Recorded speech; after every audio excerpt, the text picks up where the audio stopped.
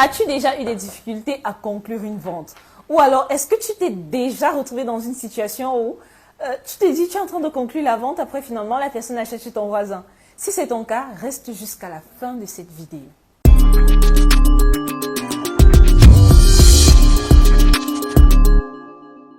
Hello tout le monde, bienvenue sur ma chaîne, je suis Sorel Nyoma, web entrepreneur basé en Afrique. Sur cette chaîne, je t'apprends à développer ton business à travers Internet car je pense que ceux qui ne sont pas sur Internet de nos jours manquent de beaucoup de choses. Donc tu restes jusqu'à la fin parce que nous allons développer une thématique qui t'intéresse forcément. Donc comment est-ce que tu fais pour convaincre quelqu'un qui veut acheter chez toi mais qui finalement toujours en train de fuir et pas acheter à côté? Ce que j'ai envie de te dire, c'est que la vente avant toute chose est spirituelle. Peut-être quand je vais dire ça, je vais commencer à penser au marabout et tout ce qui va dans ce sens, mais non. J'ai envie de te dire, la vente c'est une énergie, c'est un esprit, c'est quelque chose que tu attires en fait vers toi. Si tu es un mauvais vendeur, il faut un peu remettre en question tes esprits du village, tu vois. Peut-être tu vas aller chercher la grand-mère et demander, mais grand-mère, pourquoi j'arrive pas à vendre en fait? Parce qu'il y a des gens qui naturellement leur aura fait vendre. Il y a des gens qui naturellement, sans effort, on a souvent l'impression que c'est sans effort, ils vendent. Ils savent se vendre, ils savent vendre des produits, ils savent vendre des services. Mais dans ton cas, tu es dans une situation où à chaque fois que tu essayes la vente, ça part à côté. Qu'est-ce que tu es censé faire dans ce cas? Moi, j'ai envie de dire, soigne ton intérieur, soigne ta personne. C'est spirituel. Quand je parle de spiritualité, ça ne veut pas dire que tu vas aller mettre les genoux au sol tous les jours et puis tu vas commencer à prier que non, Seigneur, vraiment, aide-moi à faire la vente parce que depuis là, je ne vends pas. Non, ce n'est pas ce que je suis en train de dire. C'est que de l'intérieur, en fait, tu dois dégager cette énergie-là qui attire une catégorie de personnes pouvant acheter tes produits ou tes services. Vous allez me dire, non, c'est un peu compliqué ce que je suis en train de dire, mais je dis non.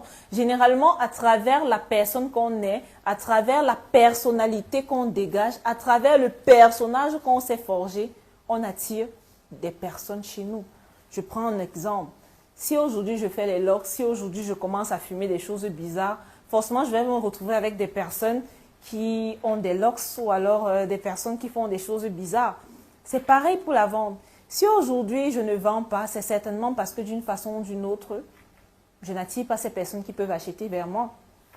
Maintenant, une fois que j'ai fini par exemple avec la spiritualité, d'où soigner ton intérieur, il faut soigner l'extérieur. Il y a beaucoup de vendeurs là qui vendent, mais la bouche pue. Ça fait fuir les gens, les gars. Ça fait franchement fuir les gens. Donc, parfois remettre en question, dis-toi que les gens n'achètent pas chez moi, pourquoi? Pourquoi est-ce que les gens n'achètent pas chez moi? Est-ce que c'est ma présentation? Parce que moi, j'ai envie de dire, avant que tu ne manges une nourriture, tu regardes souvent la mère qui vend la nourriture. Avant que tu ne manges dans une maison, tu regardes un peu l'environnement. Est-ce que c'est propre? Est-ce que c'est sale?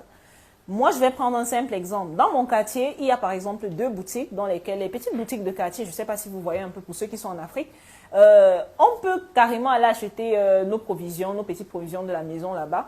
Mais il y a une maman chez qui je préfère partir. Pourquoi je pars là-bas? Parce que j'estime qu'elle est toujours propre. Elle est un peu plus propre que l'autre, pas forcément parce que son hygiène, c'est le top du top, mais elle est un peu plus propre que l'autre. Et juste pour cette raison-là, je pars vers cette dame. Pour cette raison-là, je suis de ce côté-là.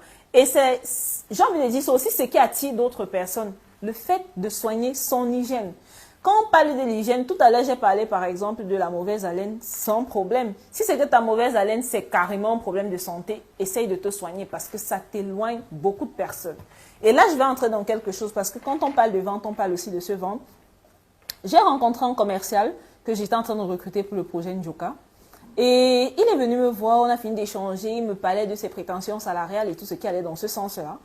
Je lui ai dit, ok, c'est intéressant, ton parcours est intéressant. Mais l'une des choses qui m'a déconnectée, c'est que sa bouche sentait. Sa bouche sentait énormément. Je me suis dit, oh, comment tu viens à un entretien d'embauche, tu ne te bosses pas les dents? Ou alors, qu'est-ce qui s'est passé dans ta vie? Parce que moi, c'est la première perception. Je ne vais pas me demander, est-ce que c'est un problème de santé ou qu'est-ce qui va dans ce sens-là? Je me dis, mais si c'est que je vais recruter ce commercial-là, donc il va aller parler à nos clients avec tout le marketing qu'on a fait en ligne là. Avec la bouche qui pue. Donc ça, c'est un aspect que peut-être on néglige, mais ça impacte beaucoup sur vos ventes.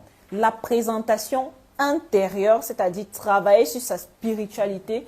Et la deuxième chose, c'est la présentation extérieure, c'est-à-dire travailler sur son hygiène et tout ce qui est beau.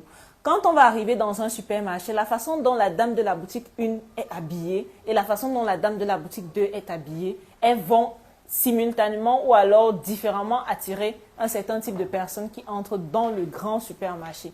C'est comme ça que la vente est faite. Si peut-être vous ne mettez pas l'accent, vous, entrepreneurs, sur les points de contact de vos entreprises, ne vous doutez pas que vos ventes vont chuter. Ça va chuter et c'est normal parce que votre point de contact ne sait pas sourire, votre point de contact n'est pas toujours bien tressé, votre point de contact ne sait pas s'habiller et en plus votre point de contact est arrogant. D'où le troisième point, le caractère. Le caractère. Parfois on arrive dans vos boutiques, c'est comme si on vous suppliait d'acheter quelque chose qui va vous permettre de payer vos factures. On arrive dans votre inbox WhatsApp, le bonjour est tellement sec qu'on se demande, mais c'est la personne-ci qui va me vendre son produit. Est-ce que je compte faire business avec cette personne? Le caractère, c'est quelque chose de très important en vente. Généralement, on reconnaît un bon vendeur, peut-être par son humilité à certains endroits et peut-être par son audace à d'autres endroits. Donc, il faut bien mesurer les endroits pour savoir quel personnage on va jouer. D'où le caractère est très important. Je vais vous prendre un autre cas. Imaginez un seul instant, vous arrivez dans la boutique, pas forcément la boutique, mais l'entreprise d'un entrepreneur que vous admirez. Vous admirez cet entrepreneur en ligne, il prône beaucoup de valeurs que vous partagez avec lui. Mais une fois que vous arrivez dans son bureau, sa secrétaire vous répond froidement. Elle vous reçoit froidement. Indirectement, votre cerveau va commencer à enregistrer qu'en fait, est-ce qu'il n'y a pas un décalage entre ce qu'il montre en ligne et ce qui est là? Pourquoi est-ce qu'il travaille avec des gens qui sont aussi désagréables? Pourquoi est-ce que ça va toujours être comme ça? Si c'est que vous vivez ça une fois, si vous avez vécu ça par téléphone et que vous êtes arrivé là-bas et que c'est toujours la même chose, ça fait déjà une personne de perdue. Sauf qu'une personne qui n'est pas contente va parler au moins à cette personne. Que non, franchement, j'ai été déçue par cette entreprise et tout. Et ces personnes-là vont continuer à propager la nouvelle. Vous imaginez si 500 personnes parlent en mal de vous en une année? Vos performances chutent, vos résultats chutent. Vous allez vous poser des questions, mais depuis là, nos chiffres sont en train de baisser, c'est quoi? C'est le caractère. Et le caractère, là, vient de parfois l'apparence, parfois l'énergie que la personne dégage, d'où je parlais de la spiritualité autant pour moi, et parfois également du caractère que la personne a. Donc, moi, l'exercice que je vais vous donner pour ceux qui m'écoutent, essayez un peu de faire cette introspection-là. Est-ce que vous avez ces trois caractères ou alors est-ce que ces trois caractères sont à jour? Pour la spiritualité, regardez autour de vous. Est-ce que vous avez des personnes avec de belles énergies ou alors vous avez des personnes tout le temps aigries? Parce que si vous avez des personnes tout le temps aigries, c'est que d'une certaine façon, vous êtes aigri. Si vous avez tout le temps des personnes qui n'ont pas d'argent, c'est que vous-même, vous n'avez pas d'argent parce qu'on attire toujours ses semblables. Si vous avez des personnes qui ne s'habillent pas bien, qui ne sont pas hygiéniquement parlant présentables, c'est que vous-même, vous êtes à revoir parce que qui s'assemble se ressemble. Donc, c'est un message que je voulais vous passer. Je sais que ça va vous aider. Je sais que ça va interpeller certains entrepreneurs. Vous, les entrepreneurs qui gardez les gens par pitié dans votre entreprise, qui n'avez pas le toupet de dire à ses collaborateurs que prends soin de toi, arrange ça, arrange ça. Vous êtes en train de faire chuter les ventes de votre entreprise, mais de ouf. Apprenez à dire aux gens des choses pour qu'elles s'améliorent en fait que de garder ça pour vous et faire plomber vos chiffres. Donc, c'était mon conseil pour aujourd'hui. On se capte à la prochaine capsule. Bisous! Aujourd'hui, les réseaux sociaux ont un impact de plus en plus grandissant. Mais est-ce que tu sais qu'il est possible de gagner énormément d'argent grâce à ces réseaux? Tu veux savoir comment? Voici l'outil qui te dévoile les secrets du métier de l'avenir sur Internet, le Community Management. 10 jours pour devenir Community Manager est le livre de tous les secrets afin de pouvoir te bâtir une fortune en ligne en tant que Community Manager et e-commerçant. En bonus, tu as plus de 40 heures de vidéos de formation pour t'accompagner dans ton apprentissage.